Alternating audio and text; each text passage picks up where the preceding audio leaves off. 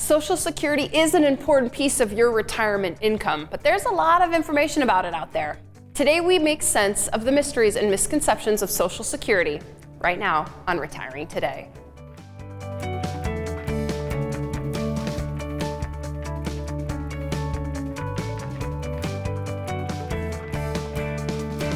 Welcome to Retiring Today. I'm here with Loren Merkle and AnnaMarie Morrow. AnnaMarie is the Director of Medicare at Merkle Retirement Planning, and Loren is a certified financial planner, a certified financial fiduciary, and a retirement income certified professional.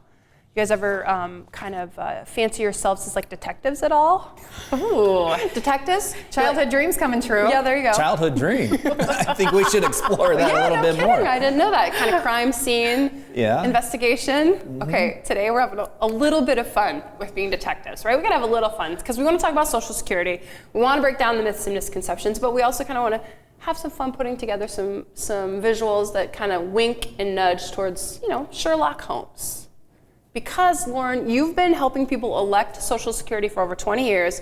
You sit down with couples, and a lot of times they don't realize how many options they have when it comes to Social Security. It's one of the biggest misconceptions or least known things about Social Security is just how many options you have when it comes to taking your Social Security benefits. If you're a married couple, you might have up to 81 different options when it comes time to elect your Social Security. So here's where we're going to have the most fun today, right? Okay. Segment 1, we're going to go through all 81 different options. I think we need to look up the definition of fun before we tackle that. Yeah. Let's go back to your childhood dream of detective work, searching through the covers for macaroni and cheese. Jr., Sherlock Holmes, Dora the Explorer. Yeah, she was a detective. Yeah. She is a detective in her own right. So 81 options. We're not really going to go through the 81 options. Hang on. But we are going to, I think, do a pretty good job of helping people understand some of the myths that are out there, make sure they know the truth about Social Security, and also help them understand how important this is for your retirement. Loren, you put this in numbers for people in the Journey to Retirement workshop, and you show them how powerful Social Security can be, and I think it's eye-opening sometimes. It can be very eye-opening for a lot of people because many people are in different situations. For some people, Social Security represents 50, 60, 70% of their retirement income. For some people, it represents 10 to 15%, but for everybody, if you add up the monthly benefits that you're going to receive over the course of your 20 to 30 year retirement, for a married couple, it could equate to over $1 million portfolio. For a single individual, it could represent over $500,000 of a lifetime portfolio. So if you're starting your retirement and you have $1 million in your investments, you're a married couple, and you think about getting $1 million from your Social Security benefits alone, that goes a long way.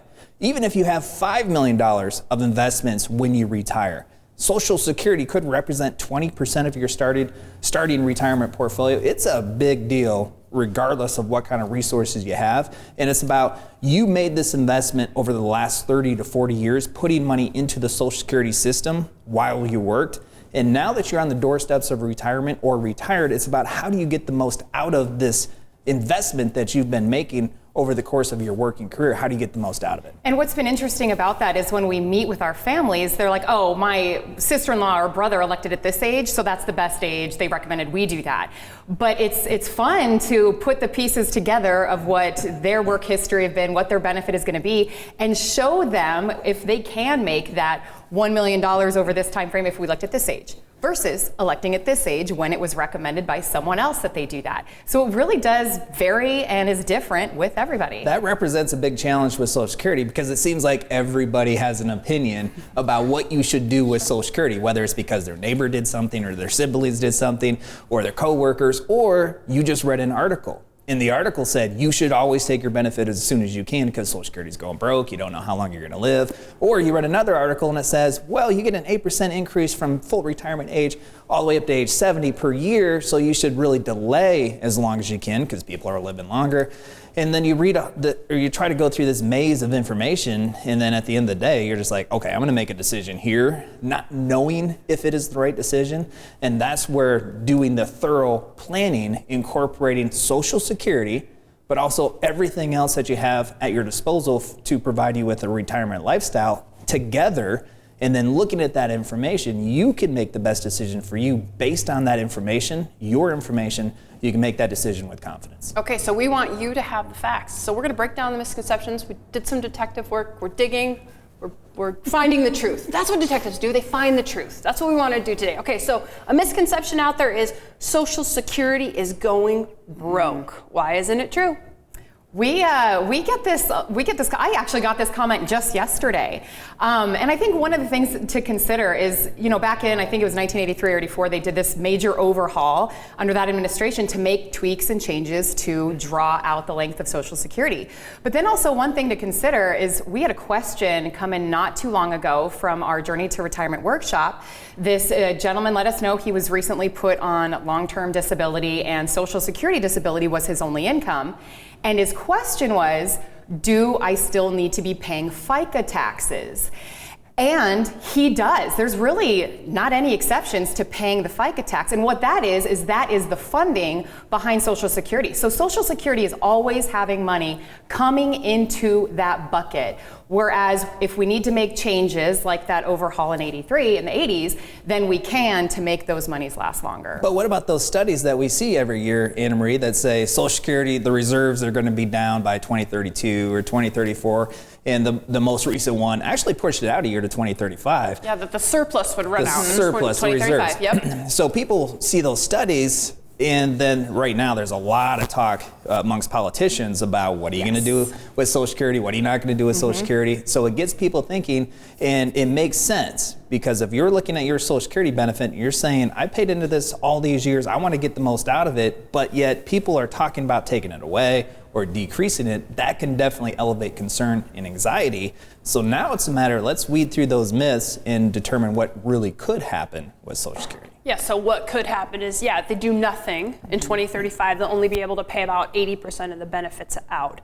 But most likely, what I think a lot of people would agree on is that Congress will make some changes. Either you'll have to elect later, they'll increase the FICA taxes, they'll have the wealthier pay more, again, depending on your politics and where you land on that. Probably Congress will eventually make some changes, but for the short term, Social Security is not broke. Social Security is not broke, and I think for those of you who are within a few years of being able to take Social Security or already on Social Security, I think you're in a good place as far as continuing to receive the promised benefits. Since 1935, when Social Security legislation was enacted, there have been changes to Social Security. Going back to the early 80s, when the reserves was actually down to zero, then they had to make changes to shore up the Social Security Reserve Fund. They have consistently made changes. They will consistently continue to make changes to make sure that those benefits are continued promised, with, I think, this is my opinion, could be one exception. One of the things that they're talking about, which I think could work its way into it, is the means testing, which means that based on the level of income you have, they could decrease the amount of Social Security benefits that you would receive. Now, those income thresholds, most of the income thresholds that they've thrown out there are much higher income thresholds and probably will not impact most retirees. But I think that is probably one of the exceptions to your benefits are probably not going to be touched if you're close to taking them or already on them, because there's so many different changes they can make. They can and will make changes to the benefits that we can receive. They will and can make changes to the benefits that our kids can receive. And we have time to make adjustments to our plan. Certainly our kids, my 10-year-old daughter has time to make changes to her retirement plan. So they can shore up that fund in so many different ways that doesn't impact pre-retirees and retirees. And from a political standpoint, it's going to be much easier to pass that type of legislation as opposed to taking away your benefits or seriously decreasing your benefit. We've only been chatting for 8 minutes and we've already learned a lot about Social Security. Basically, there are a lot of decisions. So what if you have 15 minutes to talk directly with a retirement planner about your Social Security options? What's best for you? Here is a great opportunity. It's a 15-minute retirement checkup call. This is a complimentary call you can schedule right now by going to the website that you see on your screen. We've got more Social Security myths and misconceptions to talk about next.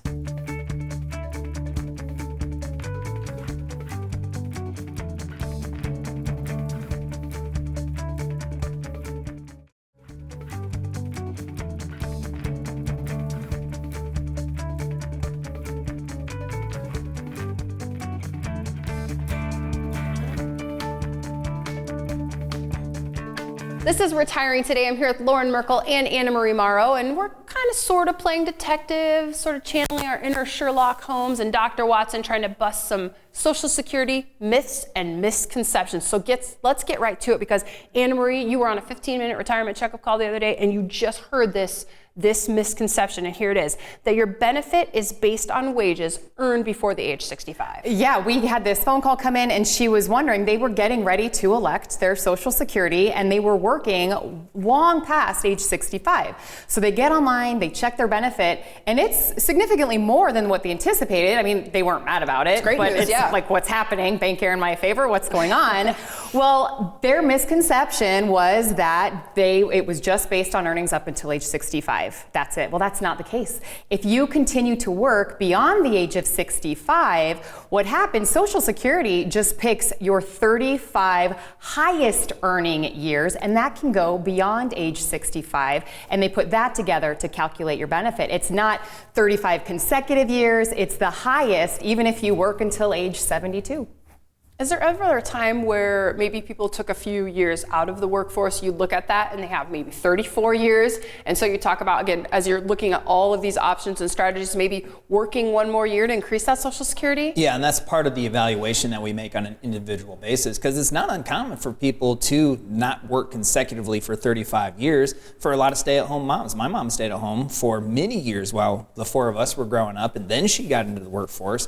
And so what they do is, it's still the top 35 wage earning years, but if you only have earned wages for, let's call it 25, that means you have 10 zeros. So if you continue to work an extra year, 2, 3, 4, then that will increase what you're going to receive from a Social Security benefit standpoint. And part of our evaluation is to say, what if? What if you only have 7 zeros instead of 10? What if you have zeros instead of 1? How does that impact your Social Security? And based on that information, then you can accurately evaluate, is it worth it? Is it worth it for you to work a couple more years, increase your Social Security, or does it not make that big of a difference for you and you'd rather have a few extra years earlier in retirement? All right, good work, detectives. Our next myth we need to investigate is, I have to start claiming Social Security benefits at age 62.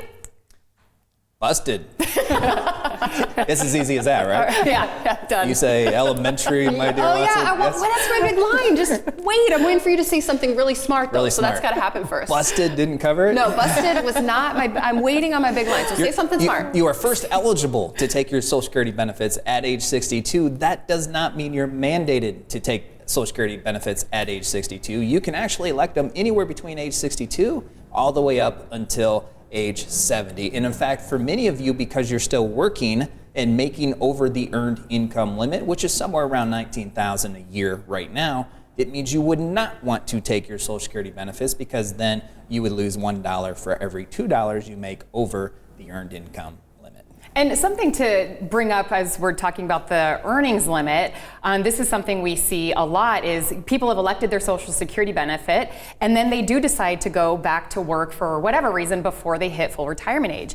And then we get these phone calls of, oh, my benefit's dropping, what do I do? Not a lot of people know that once you hit your full retirement age, your benefit will actually increase so you can recoup the money that was deducted during your earnings years.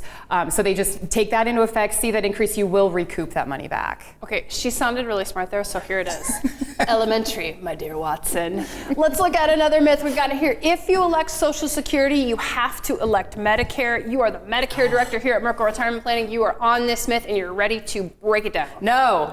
Good, that was a good start. No, you don't have to. Yeah, there's a lot of fine print. If you do elect your Social Security before the age of 65, they will automatically enroll you in Medicare when you turn 65. They're making the assumption that you're retired, no longer working, so you need health coverage. But if you elect a Social Security benefit at age 65, but you're gonna still work, then you do not have to elect Medicare at the same time. They can work independently of one another. You can elect Medicare at age 65 and elect Social Security, your Social Security benefit, later on also. Okay, let's keep investigating this Medicare thing, because this brings me to another mystery that we need to solve. And it's the mystery of Social Security and Medicare. And here's the misconception, that if my Social Security benefit increases, the Medicare premium will increase. Oh, didn't we see that in 2022, right? In the end of 2021, we hear about this large COLA increase, and then we had the largest increase to the Medicare Part B premium. It was disheartening because cost of living was going up, so people got some more Social Security. Helpful in some ways, and then Medicare premiums, boom. Boom, yeah, so it makes sense, right?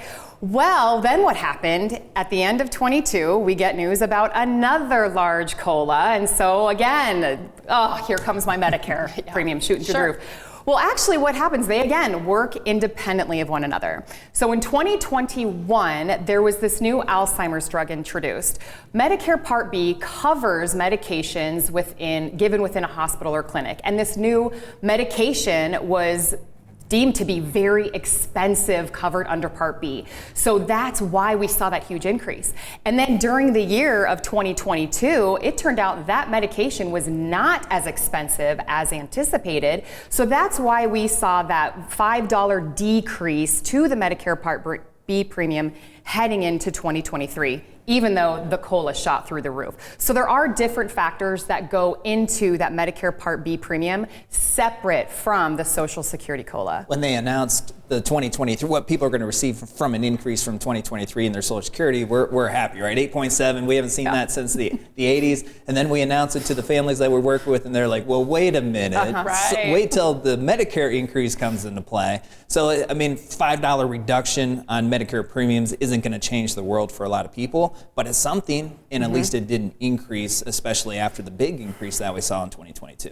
And what's interesting about this conversation too is you're the Medicare director, you're a retirement planner, you work together too. I know you guys have a lot of conversations about Social Security and Medicare, but the other conversations you're having and you're exchanging is when you're talking about building plans for families is let's look at their taxable situation. Let's all look at what their legacy plan is. And we talk about how you shouldn't make the Social Security decision kind of in one lane. You have to look at all of the lanes around you. And that's kind of a hard concept to It's hard, understand. and I think we're conditioned to think about Social Security by itself because all the articles that you read are always talking about only your Social Security, take it early or delay, whereas really what influences your Social Security decision is all of the other factors of what are you going to do from a tax planning standpoint, what other income sources do you have coming in, should you delay, should you take early, your life expectancy, family history, all of this stuff goes into whether or not you should take your benefits early or later or what combination strategy you should use. But it's tempting because that's, I think, how we've been conditioned, but there's so much more that goes into it. And I think we would do ourselves a better service by taking into consideration everything. And you're going to feel a lot better knowing that you've made the most out of your Social Security benefit based on all the other factors involved in your plan. Okay, so what does Loren mean by everything? Well, he means a lot of the decisions that you'll have to make as you move to and through retirement. So to get a better picture of the everything he's talking about, go to our Journey to Retirement workshop. This is going to be a great opportunity for you to see all of the decisions, see them all play out for a couple, see the couple make these decisions. It's an online Journey to Retirement workshop. The information is on your screen. The website is retirewithmerkle.com. You'll go there, you can choose a time and date that works for you and see how a comprehensive retirement plan is built. But you want to know about some more Social Security myths and misconceptions? We've got them next.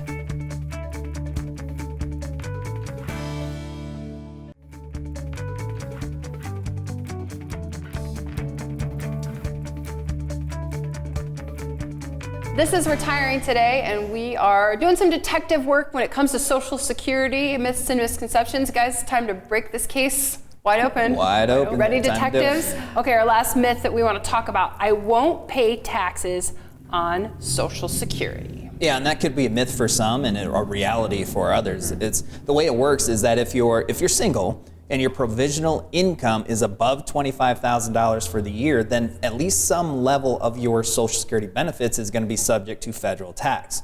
If you're married, that number's not $25,000, it's $32,000, in which some level of your Social Security benefits is going to be subject to federal tax. Now, many states, including the state of Iowa, you do not have to pay state tax on your Social Security benefits, but from a federal standpoint, there are many of you out there who are going to pay at least some federal tax on your benefits. Okay, there, Dr. Watson, I got to back up just a little. You said provisional income. What's that I knew mean? you were going to catch me on that one. Provisional income is a very technical term, and essentially what it is I need my notebook, I think, for this one. Take 50% of what your Social Security income is, add that on top of all your other taxable income, and that is the number that is gauged against the $25,000 and $32,000 number. Does that make more sense? Piece of cake. The Social Security stuff, piece of cake.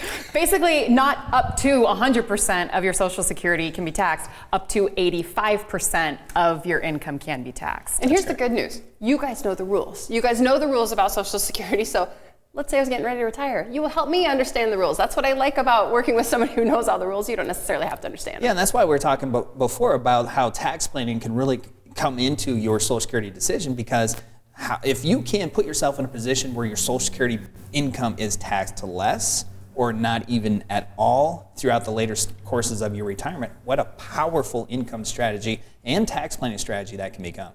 And strategy is what it's all about when it comes to retirement planning. So I talked a little bit about John and Sue. John and Sue are near and dear to all of our hearts here at Merkle Retirement Planning, because John and Sue go on a journey to retirement. And it's a really exciting journey. They get to make a lot of decisions. And the cool thing is their retirement plan, Loren, it essentially puts more money in their pocket at the end of the day. It sure does. And that's one of the things I really like about the online Journey to Retirement workshop is we take you through the retirement of a hypothetical couple, John and Sue. And we show you strategies that they put into their overall plan to help save them money, to make sure that they can accomplish their goals. And that's what I'm going to demonstrate right now on the board is one of the examples through John and Sue and how they can save money from an overall Social Security standpoint and what kind of decisions they have available to them when it comes time to elect their Social Security decision. So in this example, and this is an abbreviated version, we give you much more detail in the online Journey to Retirement workshop. In this example, we're saying John and Sue, they're both going to take their Social Security benefits at the age of 65.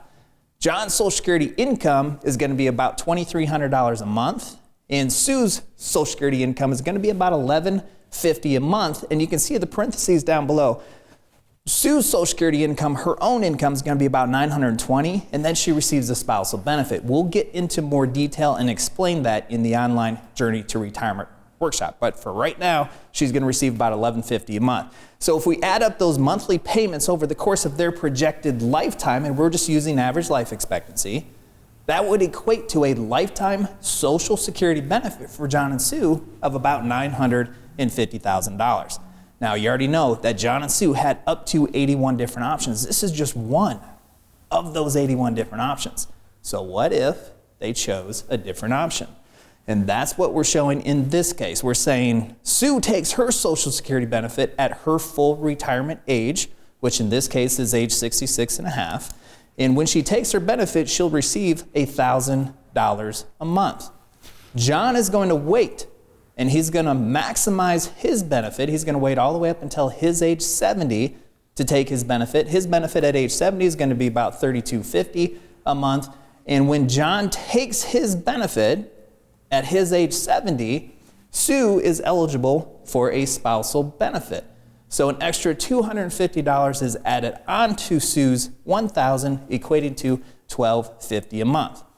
So if we add up over the course of their projected retirement, the monthly income they receive from that combination Social Security strategy, it will equate to over $1 million. So as John and Sue are trying to determine what is going to be the best Social Security decision for them, this is part of the information that they can use to help evaluate that decision. And part of their evaluation is saying, what if we both take it at 65? Over the lifetime, we'll receive about $944,000. Or if we implement the combination strategy where John waits till 70, Sue takes it at full retirement age, and they could receive over $1 million, that goes into that decision. How about an extra $80,000 of Social Security income over the course of your retirement lifetime? Now, I know what you're thinking. What if you're not married? What if you're single? So in this case, we're saying John is single. He can elect his benefits at age 63. His benefit would be about $2,300 a month. We add that up over the course of his lifetime, just under $500,000 of lifetime total benefit. What if he waits until 68? He would receive about $515,000 a month, or around $20,000 of lifetime benefit. John compares those two options and saying about a $20,000 difference. That would go into John's decision of when he should take it, 63, 68, full retirement age, or what if he waits all the way up until age 70? How does that impact his overall income from Social Security? And then we throw in all the other stuff that John has, like his pension and investable assets, that will influence that decision as well. But this is a great starting point to see how can John and Sue and then John maximize their benefits. And that's just one of the powerful strategies that you'll learn about in the online Journey to Retirement workshop. Check out your screen right now. The website is retirewithmerkle.com. The QR code is right there. You can grab your phone, open up your camera, and be taken directly to a website. Well, you will choose a time and a date that works for you. Once we get you signed up, then you're going to receive a Journey to Retirement kit. There'll be a workbook in there. You can open up the workbook, follow along with the Journey to Retirement workshop, and take some notes and learn a lot about your journey to retirement. It's a great opportunity for you to learn about retirement. This TV show is also a great opportunity to learn about retirement, and we thank you for watching.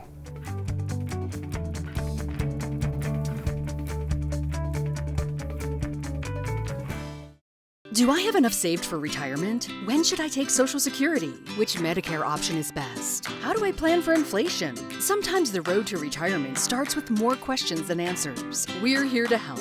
Join us for our upcoming Journey to Retirement workshop. Get answers and start your retirement journey with confidence. Our online workshop includes information on Secure Act 2.0 and changing retirement rules. Visit retirewithmerkle.com to register for an upcoming workshop. Your retirement journey starts now.